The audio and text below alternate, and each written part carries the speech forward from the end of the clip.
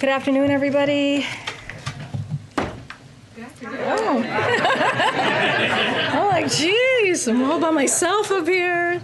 Okay, so we have another special guest joining us today, Commerce Secretary Gina Raimondo, who's here to highlight how the bipartisan infrastructure deal will help close the digital divide in America for more than 30 million Americans who do not have access to reliable high-speed internet, particularly in minority and rural communities. As you all know, the Secretary is a member of the President's Jobs Cabinet, who was deeply involved in negotiations on the Hill that culminated in the bipartisan infrastructure deal, a once-in-a-generation investment in our nation's infrastructure and competitiveness. Today, the Secretary will discuss the role of the Department of Commerce in implementing this bill to build up broadband infrastructure. This will deliver for the American people by teaching digital skills, getting kids the devices they need to succeed, and improving overall accessibility and affordability. And after she is done giving her remarks, we'll take Q&A, and I'll make sure to guide that and get people in the front and get people in the back. But Secretary? All yours. Good afternoon, everybody. Good afternoon. Well, first of all, thank you for inviting me today. It's a pleasure to be with all of you. I suppose before I talk about broadband, I just want to take a moment to recognize what an incredible accomplishment it was last week to get the bipartisan infrastructure bill accomplished. I can tell you, prior to this job, I was governor of Rhode Island for 6 years, and every year we were told an infrastructure bill was around the corner. It's going to come, Governor. The infrastructure money's coming. But of course it never did. And President Biden delivered. President Biden stepped up. He led. None of this could have been done without his leadership. He was so personally engaged, working across the aisle to compromise, to get results, to deliver for the American people, and that's what happened. And I don't think we can underestimate the impact of this. The Infrastructure Investment and Jobs Act will help Americans and deliver for Americans. As it relates to the Commerce Department, it is going to enable us at the Commerce Department to fund key priorities that will have very tangible positive impacts for American workers and businesses. Just to tick off a few things, it's substantial funding for NOAA to increase climate resiliency and restore and improve coastal habitats. It is, very excitingly, permanent authorization for the Minority Business Development Agency and $1.6 billion to that agency. MBDA, which resides in the Commerce Department, is the only federal agency solely focused on promoting the growth, development, and resiliency of minority-owned businesses. So it's pretty incredible. But today I'm going to focus particularly on broadband, as Karine said. President Biden has set a very ambitious goal for his administration that we must connect all Americans, regardless of where they live, to high-speed, affordable internet. And thanks to the passage of the bill, we will be able to accomplish just that. The Infrastructure Investment Act allocates $65 billion to expand broadband in communities all across America, to create low-cost options and subsidize the cost of service for those who need it. Of that $65 billion, about $45 billion will be coming to the Commerce Department at NTIA to administer that program. I will say this is an area that I am particularly passionate about, having been a governor during the pandemic and being with people who didn't have broadband, children who couldn't go to school, people who couldn't go see a doctor or a therapist. It is heartbreaking, and it showed in a very real and human way how essential broadband is. And the fact of the matter is we have to close the digital divide, period. And this infrastructure bill will allow us to do that, and the $48 billion coming to the Commerce Department will allow us to do that. Beyond the physical infrastructure, laying fiber, affordability is just as important. Affordability is just as important as access. It does a family no good if there's broadband in their community but they can't afford it. Closing the digital divide means both providing the broadband and making sure it's affordable. So the investments in this bill will help ensure every American can access affordable high-speed internet, which means requiring funding recipients to offer a low-cost affordable plan. Everyone who gets a penny of this money is required to offer a low-cost affordable plan. Provide federal funding for broadband services to low-income families, requiring providers to be transparent about pricing to help families do comparison shopping for services where they have competitive options. I will confess this is going to be a massive undertaking for the Department of Commerce, but we're up for it. We've been planning for months and we're up for it.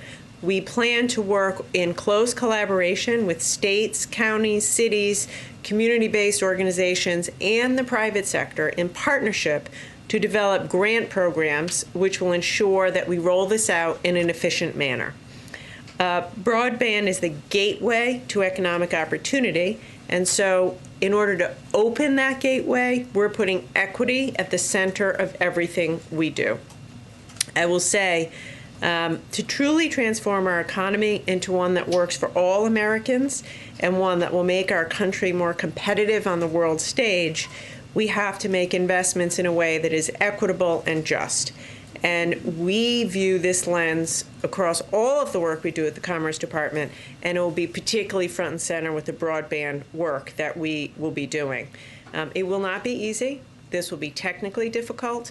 It's an implementation challenge, but it is necessary. It is necessary, and I know that implementing this in partnership with our partners on the ground, we will be able to close the digital divide, close the innovation divide, and achieve the President's goal of making sure that every American, regardless of where they live, or the color of their skin, or their income, has access to broadband. And I will say, 30, 40, 50 years from now, we will look back on this as the turning point, as a critical turning point, because now that we're moving even more towards a digital economy and a data economy and a tech economy, nobody can be left behind, and that means everybody has broadband. And due to the President's leadership, we're going to be able to deliver on that. So with that, I will turn it over to you. Thank you. Go ahead, Rita. Thank you, Karine. Thank you, Secretary, for being here. Can you walk us through the logistics of how the money is going to be allocated? From what I understand, at least $100 million will go to states.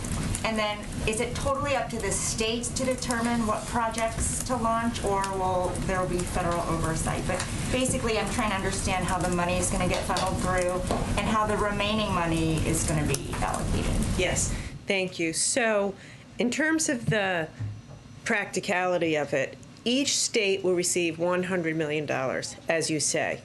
The remaining money will be allocated based on need, based on how many underserved households there are in that state. So the whole name of the game here is to focus on the underserved and the unserved, and on affordability. We have to make sure that we don't spend this money overbuilding, so, which means we'll have to work very closely with the FCC and using their maps to make sure that we focus the money where broadband doesn't exist now. So we plan, everyone gets $100 million. Beyond that, it'll be based upon unserved, based upon need. We're going to give out a grant per state, and each state will then give grants to sub-grantees on the ground. We are, as I just said, very focused on equity and making sure there's affordability and ubiquity, which means we have to be flexible. Like in a state like Rhode Island, where I'm from, there's no rural Rhode Island. So, it's a city, it's an urban place. So the needs in a place like Rhode Island will be more around affordability, inner city access. Contrast that with New Mexico, completely different topography. 50% of people on tribal lands don't have broadband. We need to account for the flexibility there, which is why it's going to be a state by state. There will be a tremendous amount of federal oversight and transparency. Every state has to put their plan online for everyone to see, and we are going to have very strict criteria to make sure that we achieve the goals of affordability and access. When do you think the first expansion projects will get underway? I'm sorry, say again? When will the projects get underway? When do you think states will physically start to So, I would say first we have to have the law, and then it'll take us some time to get set up, some number of months. So, I mean, it's hard to say. I would say, well into next year. Thank you. I'll try. Secretary, I'll step in. With this new money, Secretary, question for Hold on a you. second, Can you guarantee people living in internet dead zones? It's about internet dead zones. Secretary Raimondo, thanks so much for taking Internet dead. The first question I have is, can you talk a bit about how quickly Americans will feel the impacts of this, and as well as if there are some more longer term goals that maybe are 10, 20 years down the line? Can you talk a little bit about the timing of this? So I say, first, we are already implementing, in the rescue package, Commerce received some money related to broadband, and we're already putting that out now. There's a tribal initiative, there's a rural initiative, USDA has that, we're working with them. So some Americans will start to see relief, this year, soon. As I just said over here, the rest of this, I think it will take us some number of months to, start getting the money out the door. It'll be staged in. We want to get relief out there as fast as possible, but in a quality way. So some of the affordability metrics, providing subsidies, that can happen more quickly. Laying fiber across America, that will take time, but we'll be creating jobs at every step of the way. One other quick question is just about, can you talk a little bit about the equity portion? Are there percentages or numbers you want to hit? Maybe you won't speak to them publicly here, but I'm wondering how you're going to measure success. Every single American has access to high-speed, affordable broadband, which means truly affordable. Does that include people living in internet dead zones? Thank Internet you. dead zones? Secretary, Fair question. appreciate your being here. Obviously, as a former governor, you know the importance of the coordination with governors and the various states. Can you talk a little bit about the outreach so far, and are you taking the lead on that in terms of being in touch with these various governors as they implement these changes? Yes. So I should tell you, we've been preparing for this. We are figuring out already how we're going to staff it within the Department of Commerce, how we're going to make sure we have accountability. I've already had several convenings with governors. I've been speaking with governors, with mayors, with tribal leaders, and we will, now that this is official, we're going to significantly ramp up that engagement. And just to follow up very quickly, as you talked about, you need to target rural areas and then more urban areas. How do you determine which areas you're addressing first? Is it an all-hands-on-deck approach? How can we expect to see the rollout happen? We are asking each state to give us a plan. So we are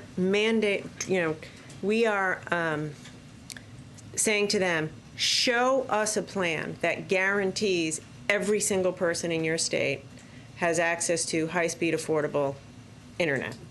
And then we're going to evaluate that plan, adjust it, provide technical assistance to make sure at the end of the day we hit the goal. And just to push you on the timeline a little bit, some of the physical infrastructure projects are estimated to take 6 months to a year. Is that about the same timeline that you're tracking for this? Look, it's really hard to say. We have to be flexible. Laying fiber in a place with a mountainous, difficult topography, that could take years. Thank you, Karine, and thank you, Secretary Raimondo. I want to ask you about implementation. It seems to be the focus of a lot of our questions. 1 year from yesterday, the midterm elections will take place. Can you guarantee that people all around the country will see that implementation take place before the midterm elections? And what type of projects are you looking at in terms of implementation between now and then? So certainly Americans will feel and see in their communities much of the progress that the Biden administration is overseeing. I mean, from the rescue package to the infrastructure package. It is not the case. I think every community will see activity and action. Some communities will start to see, people working, laying fiber. But I also think it's important to be realistic. You have to be honest with people, which is to say, we want to get this right. It's more important to get it right than to rush. So I think people will see their state putting together a plan. They'll see us starting to move out on that plan. But you know, not everybody's going to have broadband a year from now. A year after President Obama signed the Recovery Act, he acknowledged that this idea of shovel-ready jobs is not reasonable. It doesn't exist. Would you agree with that statement in terms of what President Obama said after the passage and his signature on the Recovery Act back in 2009? Look, there's all different kinds of projects. There are many projects that are shovel-ready. I can tell you that from being governor.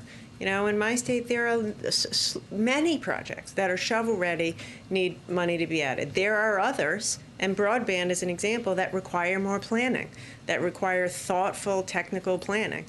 So the whole point of the infrastructure package is to deliver for Americans. I promise you this, a year from now, many people will be working in high-quality jobs because of this package. But I also promise you that the president wants us to get it right. And if it takes a little longer to lay the groundwork for fiber and broadband, then we're going to do that. What's our message to people who live in internet dead I can't hear, I'm sorry. Legitimate question. I wanted to ask, thank you, about the deadline that your department had imposed to get voluntary data from semiconductor manufacturers and other companies. Did your department receive all of the information that it was looking for from these CEOs? And then also, what's your reaction to China appearing to be angry about TSMC's compliance with your request? They called it extortion of confidential information from chip firms and talked about concerns that the U.S. could use this information to sanction Beijing. What's your reaction to that? Yeah, so the deadline was yesterday. So we haven't yet had the opportunity to go through all the submissions. I will tell you, over the past couple of weeks, I have spoken to the CEOs of a number of semiconductor companies, including TSMC, asked them for their compliance, and they all said that they would be complying and sending us the information that we're asking for. It is laughable to suggest that it's coercion because it is voluntary. We're asking them to cooperate with us.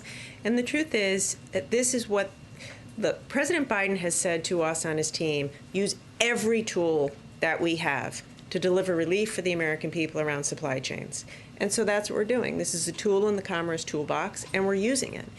And I think to great effect. And every CEO I've talked to, including TSMC, has said it's a good idea. It will increase transparency in the supply chain, which will cut down on bottlenecks, and that's why they're complying, their own choice. Does China's reaction make you think that the U.S. should have a more clear strategy toward possibly defending Taiwan, given their response to this? You've called the semiconductor shortage a national security crisis. They're obviously being very responsive to the White House probe for more information, and they're hedging on that. What do you think about how we should approach Taiwan, defending Taiwan? I think what I've said, which is that the lack of domestic production in America of semiconductors poses not only an economic threat, a national security threat, and we need Congress, the House, to pass the CHIPS Act, or USICA, as quickly as possible so that we can get to the business of making more chips in America. Are you pushing for that vote to come up soon? Yes, tomorrow would be great. Let's take two more so we can let her go. Go ahead, right you in the back, the gentleman. Thank you. You've mentioned a couple of answers, the jobs created from this. I'm curious, is there a workforce right now that is able to fulfill this broadband expansion? Do we have to train people how to do this? Such a good question. So I would say yes and no. We, in working with Congress on this portion of the bill, we specifically said keep it flexible so we could use some of the money for workforce training. And to the question of equity, that the folks that we train ought to look like America, right? And to the question of what will Americans see, what they're going to see soon is people in their community, men, women, people of color, white people, laying fiber. And today, we don't have enough trained people. No, we don't. But some of this money will be used for workforce training so that we can train folks, and in the process of doing that, diversify the ranks of electricians and technicians and folks who are, deploying the fiber in America. I want to ask you about broadband, but just first, the Commerce Department made a really consequential decision to add NSO Group to its entity list, right? And could you talk a little bit about was there a specific breach that led to that? Was there evidence that their software is being used to monitor U.S. citizens? What was it that led you to make that decision? Usually we don't comment on the details. I will simply say it went through the same process, interagency process that all of these decisions go through. We came to a determination that it was necessary for national security in order to impose that. Okay, and then on the broadband question, Congress exempted the infrastructure bill, this $42 billion pot of money that you have, from the Administrative Procedure Act, which requires a number of things in terms of public notice. I'm having bad flashbacks to law school. Administrative law. Well, it's really important for journalists because we use things like the Freedom of Information Act to get information on how government is spending money that might be going to private sector companies. So since we don't have that, how do you expect us to hold you accountable for how this money is being spent? So I'll confess I haven't gone that deeply into the weeds of that particular provision, but I will say this. As I said here, we are deeply committed to transparency. The way to build public trust is transparency. As a result, every single state plan is going to have to be put online. So you can comb through every detail of every plan to see where every penny goes. And I think that's really important. Thank you so much. Secretary, do you have a message for people living in internet dead zones? Can you guarantee they'll get access Thank you, to guys. broadband? Real Thank simple you. way. I hope you get out to enjoy the weather. Yes. So no comment Thank on you so people much, living in Secretary. internet dead zones. Right. Okay. It's going to be an interesting briefing. I have a few things for all of you at the top. So today, the Biden-Harris administration is announcing a set of concrete steps to accelerate investments in our ports, waterways, and freight networks. These goals and timelines will mobilize federal agencies, get money out of the door for high-impact projects faster, and lay the foundation for successful implementation of the historic investments included in the bipartisan infrastructure deal for our supply chains, jobs, growth, and competitiveness. This action plan will increase federal flexibilities for port grants, accelerate port infrastructure grant awards, identify project locations for coastal navigation, inland waterway, and land ports of entry, and launch the first round of expanded port infrastructure grants. Outdated infrastructure has real cost for families, as we all know, for our economy, and for our competitiveness. We're seeing that right now, even as we move record goods through our ports, with supply chain bottlenecks forming that lead to higher prices and lower deliveries for American families. Even as we take immediate action, we have a chance to make lasting fixes through the bipartisan infrastructure deal.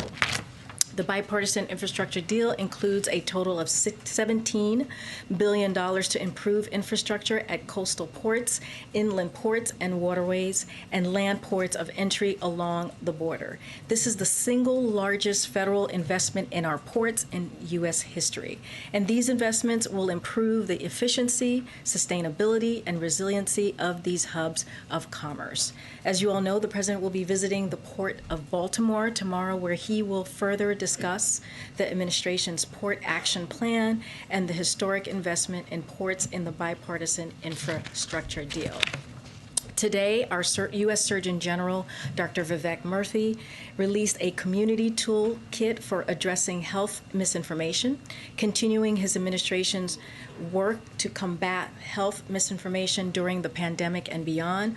As you all know, earlier this year, Dr. Murthy released a Surgeon General's advisory warning people about the urgent threat of health misinformation. The toolkit released today builds on his effort, offering practical guidance for trusted community community leaders like healthcare professionals, school administrators, teachers, and faith leaders to understand, identify, and stop the spread of misinformation.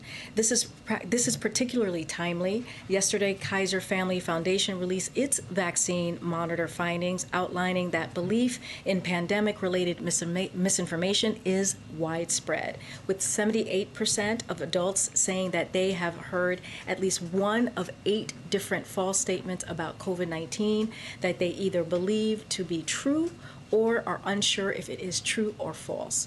As we continue our effort to vaccinate more Americans, including children, it's mission critical Americans have access to accurate information so they can make health decisions based on facts. Last week, for the 4th time, Republican members of the Senate Small Business Committee blocked a vote and refused to show up to a hearing on Dilawar Syed, a qualified, uncontroversial nominee to be the Deputy Administrator of the Small Business Administration. This is a position important for helping small businesses across the country, and Dilawar has had a successful business career and is endorsed by more than 200 groups and individuals, including the Chamber of Commerce. If confirmed, he would also be the highest-ranking Muslim in this administration. But Republicans, whose justification for opposing his nomination keeps shifting as argument after argument falls flat, continue to block a vote on his nomination. If for some reason they don't believe he should be confirmed, they should just say so and vote no. Instead, they are obstructing a vote from even taking place. As the SBA works to help small businesses build back from the devastation caused by this pandemic, we call on these Republican senators to do their job and show up and allow a vote on this qualified nominee. And that's all I have. Go ahead, Alex. Thanks, Karine. 2 quick ones on infrastructure and then one on COP26. To start, obviously, we're all pretty interested in timing for this bill. And the president said yesterday in his WKRC interview that Americans could see some of the funds go out, quote, literally in a matter of weeks. What exactly could we expect to see happen that quickly? And is there a risk that he and other administration actors are overpromising at this point when, you know, the secretary just mentioned that it could take months for a lot of these programs to go forward? Well, I think there's what you call shovel ready and shovel worthy. These are things that you will hear us talk about a lot. And the secretary actually did say there are projects that are shovel ready and ready to go, and that is actually a real thing. One of the things that the president talked about last night, he identified like the Brent Spence Bridge as a major example of a project he expects to get funding. Right? The deal will also help transit expansion projects, including Valley Metro Northwest Phase 2 extension in Phoenix, Arizona, and Met Council Gold Line extension in St. Paul, Minnesota. So, you know, we're going to be working to pinpoint areas of the greatest need where these investments will make the big differences in the daily lives of families and create jobs. So we'll have more to share in the near future, but there are projects that are ready to go, and we're going to identify that, and we'll have more to share as the days come. And then following up actually on Trevor's comments on oversight, you all have talked about how important preventing waste and fraud and abuse are to the president. So can you speak about what specifics the administration is putting in place to prevent that?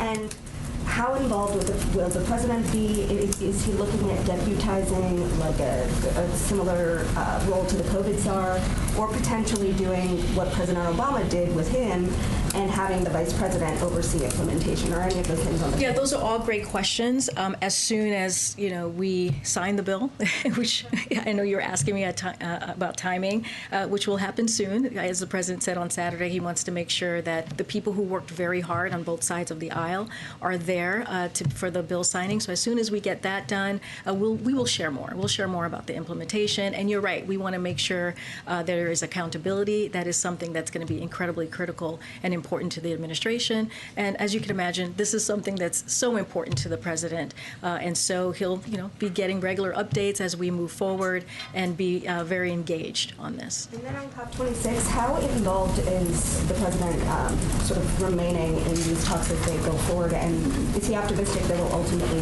be a deal? Well, I'll say this. The president is definitely very engaged. We have White House officials who are there currently at COP26.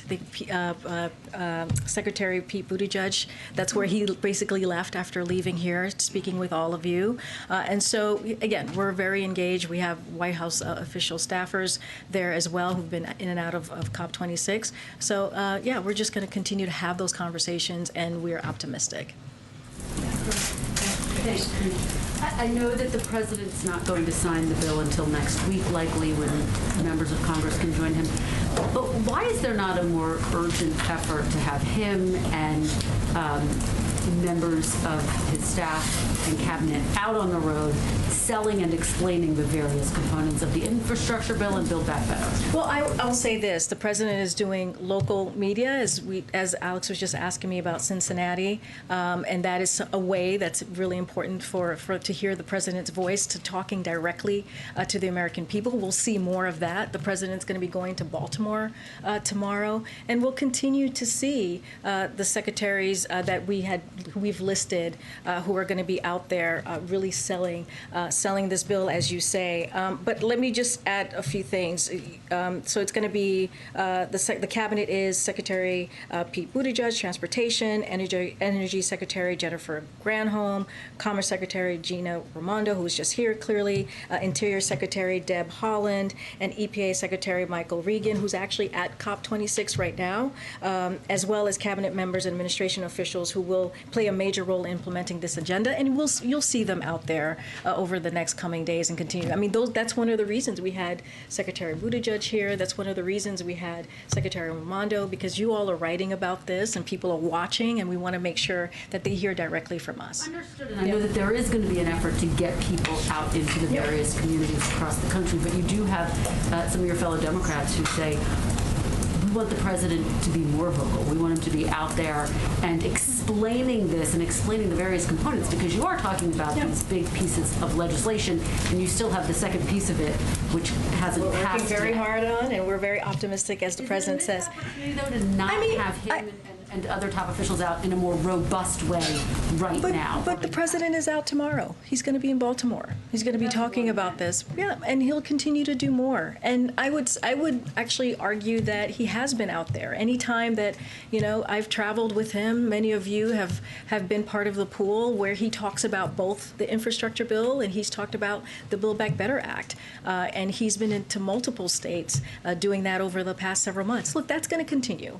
I think what he wants to make sure is that get this signed, having all the parties, both on the Republican side and the Democratic side, who were very, very instrumental in getting this done, and then we'll continue making sure that we're selling this, talking to the American people. And you're right, this is a complex piece of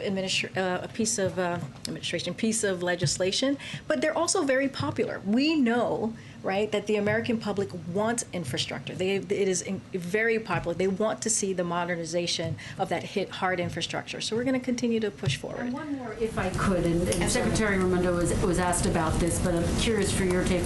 Some of what was announced today and what Secretary Raimondo was talking about is an effort to create jobs as well, but you are dealing with worker shortages right now. So how do you deal with the worker shortages, given your ultimate goal of creating? Yeah. So, are you talking about the port action plan that we? Okay. So I just want to say a couple of things about that. And what it's going to do in the short term, which is critical and important. So, while we're moving record amounts of goods through our ports and to shelves, we understand the frustration that Americans feel when backlogs lead to higher prices or delayed goods. So today's announcement builds on the steps we've already taken to help address the supply chain challenges we've seen globally because of that pandemic. So just wanted to make sure that was clear. And that is kind of part of what the president has already done, which is partnering with the ports of LA, Long Beach, along with leading retailers and shippers like FedEx and UPS to move goods in and out of those ports 24/7. So within weeks, the Port of Savannah, the third busiest port in the country, will have 5 pop-up sites in Georgia and North Carolina that will help ease congestion on the shipyard. So within 45 days, we'll be launching $240 million in grants to improve ports And in the weeks and months that follow, billions of dollars additional money will be flowing to improve our critical port infrastructure. And bolstering this work is historic levels of investment we've secured through the bipartisan infrastructure deal, which includes, as I mentioned, $17 billion for ports and tens of billions of dollars more for roads, bridges, rail, and other links in the supply chain. Combined, these steps are going to create good paying jobs, fix our supply chains to generate to come, and lower prices for working families. And so that's a really important, the good paying jobs. When we talk about, the labor shortage, I think the president has talked about this, the importance of making sure that we're paying people wages that are competitive, so that they're able to to come back into the workforce. So that's mission critical there as well. Thank you, Karine. During that interview yesterday with the Cincinnati TV station, the president apologized for being late. He said it was due to little foreign policy issues. What was he referring to? So as you can imagine, we're not going to read into every aspect of the president's day. He meets regularly with his National Security Council and advisors. Some meetings go right on time, and some meetings go a little longer. But I'm not going to read anything specific to that, or I don't have anything to share on that one. Okay. And do you expect him to be doing more of these local TV interviews as part of his sales pitch for infrastructure? Yes, we do. I don't have anything to preview. The one that he did last night with Cincinnati was the first, but we're hoping to get him out there more, as we've been talking about, so the American people can hear it directly from the President of the United States. And just one more on the funding for infrastructure, and I apologize because maybe it is just me, but I still don't really understand how all the money is going to be allocated. For the broadband piece, the Secretary made very clear states are going to get a finite amount of money, they'll distribute it, the rest will be allocated based on need. For all the rest of the money, how will it be distributed? Does it go to states first? And will the federal government determine what projects that they will be assigned to? So I don't have the specifics for you right now, but I can tell you the agencies that will be involved on the specific components, right? So Department of Transportation on how this will improve will be in charge of how this improve our ports, rails, bridges, and our supply chain, right? That's kind of obvious there. The Department of Interior is going to be on strengthening the climate resilience and the impact of Native communities. We have the Department of Energy, which it's going to be focusing on repairing our electric grid. Department of Commerce on getting high-speed internet to every American, as we just heard from the Secretary herself. You have the Environmental Protection Agency, and they're going to be replacing lead pipes and addressing pollution. So those are kind of how it's going to be broken down into agencies. The specifics on that I don't have to share with you today, but I promise the Secretary talked about this just now, which is transparency is going to be key here.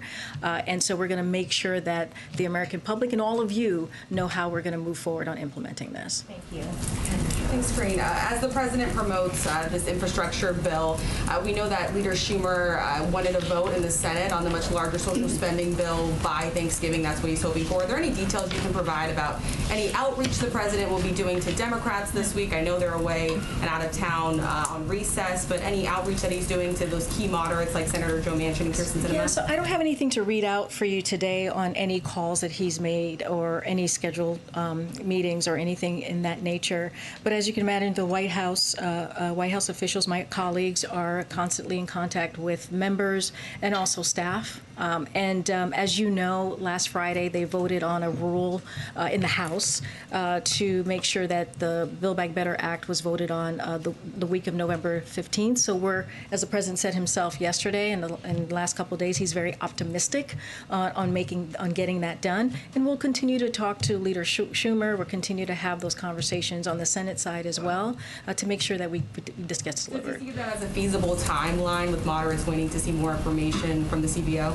I mean, he sees this as an urgency, right? And we've said this before. Like, members understand how important it is to get this out, to get this done.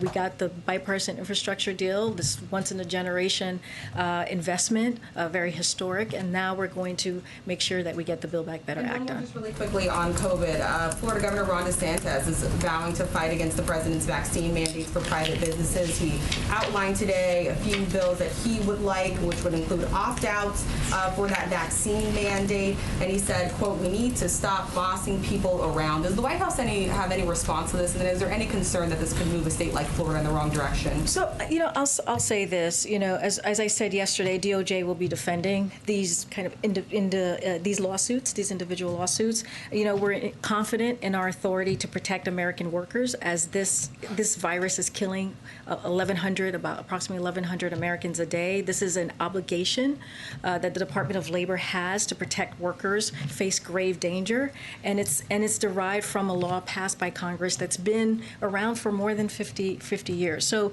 this is an authority that the Secretary of Department of Labor has.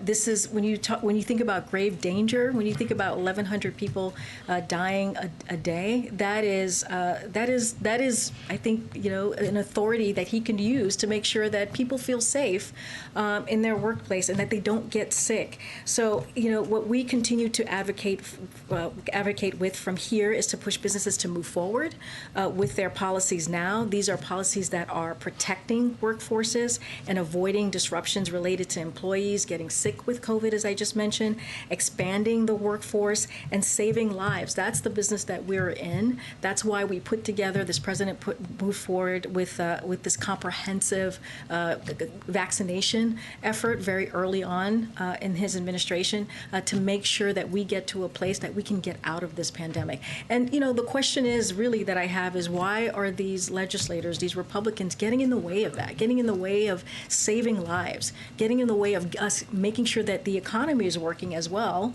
and getting out of this pandemic? And so that's the question for them. Go ahead. So after Congress has passed the infrastructure bill, how much can the American people expect that inflation will be reduced as a result of that over the next 12 months, say?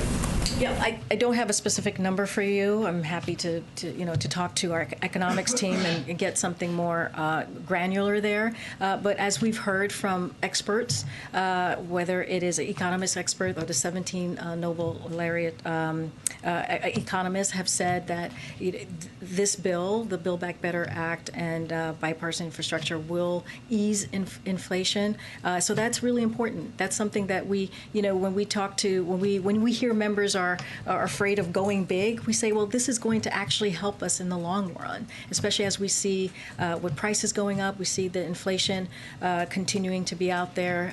And so that is really an important message that we have. I don't have, like I said, a granular number for you, but we know this from economists who have said that these two bills will help do that.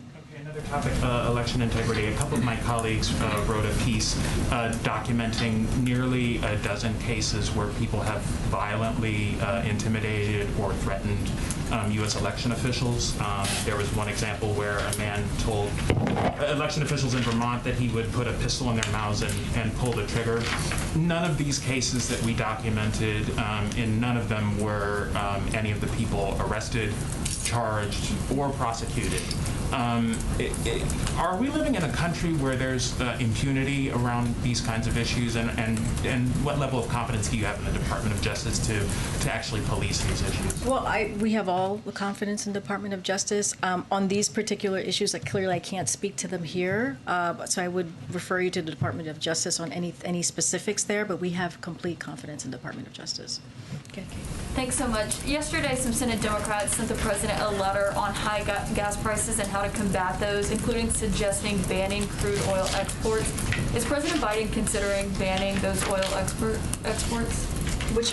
The oil exports from? The Senate Democrats wrote a letter asking the president to ban crude oil. Okay, got it. Got it. So the administration is closely and directly monitoring the situation. As we've said before, we've communicated with FTC, right, to crack down on illegal pricing and are engaging with countries and entities around the the OPEC Plus on increasing supply. We're looking at all the tools in our arsenal. We're very concerned about the impact of high energy prices on consumers, especially as we enter the colder months. And so we're continuing, like I said, to monitor the situation, and we're going to do everything that we can from here to address. So is that something that President Biden is considering? I don't have anything specific for you. I can just tell you what we've been doing here, which is calling on OPEC to increase their supply. We've been looking at, monitoring the situation. I mean, one of the reasons why the president said no to paying for a bipartisan infrastructure bill with a gas tax is because of this. And so we're going to continue to just keep an eye on this. And like I said, we're going to, we have tools in our tool belts that we can potentially address this with. So the only other tool that we've heard mentioned, though, from the administration is maybe tapping the Strategic Petroleum Reserve. We haven't really heard anything else specific that the president is considering. Is that because he feels that his hands are tied when it comes to what he can actually do to try to combat high gas prices? No, I wouldn't read it that way. We just don't have anything right now to announce. But like I said, we're monitoring this, and we're working through what is it how we can actually address this. And one logistical question, is there a summit happening next week between the United States, Mexico, and Canada here at the White House? I don't have any information on that. I'm happy to check with the National Security Council. Yeah, no problem. OSHA authority? Good. Thanks, Karine. With respect to the Line 5 pipeline replacement, is one of the possible outcomes from whatever happens after this study reduced output? So let me, I'm going to use this opportunity to have some clarification here. So I think there was some confusion yesterday about the Line 5, so I just want to clarify again. So Peter's question yesterday was about the current Line 5, your colleague. And on the current pipeline, as you know, the state of Michigan is objecting to the continued use of its easement for the current pipeline. Additionally, Canada has decided to invoke the dispute resolution provision of the 1977 Transit Pipelines Treaty on the current pipeline. We expect that both the U.S. and Canada will engage constructively in those negotiations. Canada is a close ally and a key partner in energy trade, as well as efforts to address the climate crisis and protect the environment. These negotiations and discussions between the two countries shouldn't be viewed as anything more than that, and certainly not an indicator that the U.S. government is considering shutdown. That is something that we're not going to do. As it relates to the current pipeline, in addition to those negotiations, the current pipeline is subject to litigation between Enbridge and the state of Michigan, and those parties can speak more to the process. So what I think confused some folks here is that there are as a result a consent decree. As a result, there is a suggested potential replacement for a portion of Line 5. The Army Corps of Engineers announced an environmental impact study of that potential replacement in June, which is what I was talking about yesterday, and that's the study I mentioned. And so that was announced in June and is about the potential replacement, not the current line, which is what Peter had asked yesterday. So again, nothing new to share on the current line. We expect the U.S. and Canada to engage constructively on it. I don't have anything else to share about that. The current pipeline needs to be replaced, and that there is this study ongoing. Would a possible outcome from that study be a choice that limits output? And also, what's the timeline for that study? I had seen some reporting that a decision could come after the reconciliation vote, and that could be as soon as next week. I don't have a timeline on the study. Again, this is the Army Corps of Engineers who are taking this under. I don't have anything more to share. And I want to ask you about another story that's just breaking from our Justice Department reporter. Two sources are telling Fox that National Security Advisor Jake Sullivan is the foreign policy advisor mentioned in the former Clinton lawyer Michael Sussman's indictment. I understand that this just came across while you're at the podium, so you haven't probably had a chance to read into that, but what is the White House comment on that, and is there any conflict here, given that there has been news around the indictment? Is there any conflict here that would preclude Sullivan from being able to carry out his duties? As you just said, Jackie, I'm just now hearing this, so I don't have a comment for you at this moment. I don't know anything about what you're just mentioning, so I have to talk to our team. And there has been news around the dossier, though, over the last couple of weeks, and sort of this feeling that it's falling apart after the revelations that the Clinton-tied lawyer had lied to the FBI. Now, knowing what we know about the dossier, is there any concern that there was a lot of focus or too much focus on that during the president's campaign? So, Jackie, I refer you to the Department of Justice. I'm not going to comment on that from here, from the podium. Go ahead, Samantha. Thanks, Karine. What kind of outreach has the White House done specifically to the 6 House progressives who voted against the infrastructure deal? I don't have any outreach to speak to at this moment. As I've said many times before, we are in constant communication with members on the Hill, but I don't have anything to share at this moment that's specific. And also, a Republican member of Congress today shared a video on Twitter in which he appeared to attack, to be shown attacking Congresswoman Ocasio-Cortez and the president. Twitter's put a disclaimer on his tweet now. Does the White House have a position on how social media companies should be moderating this type of content? So I'll say this: there is absolutely no place of any kind of no place for any violence of any sort in this political system. And I don't want to go any further than that. I leave it to the social media platform on how they're going to move forward on that. But there is no place for that, for any type of violence or that type of language in the political system, and it should not be happening, and we should be condemning it. Thanks, Karine. Question on another topic, but first on infrastructure. Obviously, the administration has had months as we were watching this bill go through the process of making its way through Congress. Why don't we have a concrete list of projects that will be pursued first, and why don't we have a clear timeline on when those will be implemented? We'll have something soon. I mean, this is something that clearly, as you said, we've been working on for a long time, and there was a process, right? There was a legislative process that was happening, and now we're in a place where we're going to sign. The president's going to sign this legislation soon into law, and once that is done, we will lay out our plan. We will be transparent. That's one of the reasons why we're bringing the secretaries here for the different components of the bill, to talk to all of you, to take your questions on how they're thinking about this, how they're going to be implementing this to the American public, and we'll have more. We'll have more to share. And then we were told much earlier this year that the president would be getting his annual physical later this year. It's obviously later this year. The year is almost up. So when will he be getting that physical, and will we get the full results? I was just thinking, you're right. It is later this year. It's November. I don't have. The year is flying by. I don't have anything for you. As Jen has said, and we have said, that is going to happen. And once it does, we will be transparent about it. It will for sure be done before the end of the year. I think that's what we have said in the past. We will get this done. We'll make sure to get this done and share it with all of you when it gets done, when it happens. Go ahead. Yeah, Tim. I have a seasonal question that I apologize for in advance, but will the president be pardoning turkeys this year? Oh, wow. A lot of people have asked me. I'm now asking you. I mean, it is a regular tradition, so I'm assuming that will be happening. I don't have any news or any schedule to share with you on that particular pardoning of the turkey event, but I'm sure that we'll have something soon. Okay, but thank you for the question. Very serious stuff. But actually, on a more serious note, parents will be getting their second to last child tax credit payment, expanded tax credit payment later this month. What message does the White House have for them? Many families have come to count on this. It's obviously part of BBB, but there are no guarantees, and this is sort of a cliff that's hanging out there. No, that's a very good question, because that child tax credit has really benefited families, giving families that tax cut, that middle class tax cut that's so critical. It's cut poverty by 50%, childhood poverty.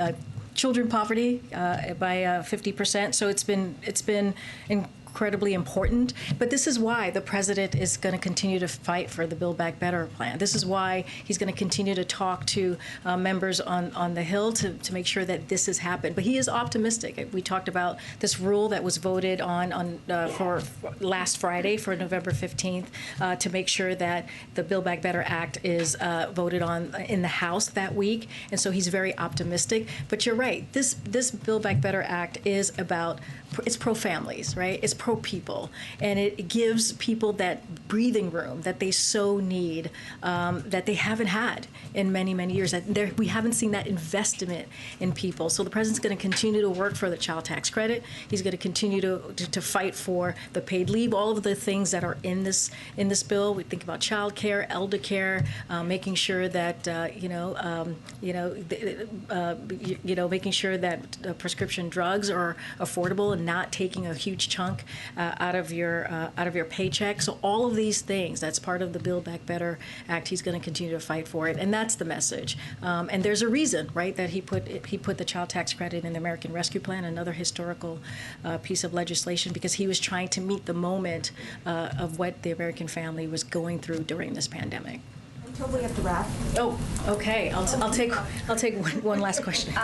Two quick questions. As of yesterday morning, the president said he hadn't spoken to the governor-elect of Virginia, Glenn Youngkin. Has he tried calling him again? I don't have anything more to read out from what I said at the podium last week. I don't have anything more. And also, obviously, when a president goes on something like a sales tour of his infrastructure plan, where he goes matters and sends a message. So can you talk about why specifically the port of Baltimore was picked versus a lot of the other ports like Savannah or Los Angeles? So he'll speak to that tomorrow, so I don't want to get ahead of the president, but he'll lay that out for all of you as to why he's there. But as you can imagine, it's very important to the supply chain and all the work that he's doing to make sure that we deal with the issue that we're having currently. Do you have an update on Ethiopia? That's all I have for you guys. Thank you. Thank you, Karine. I called on the back. We had Raimondo take questions from the back, guys.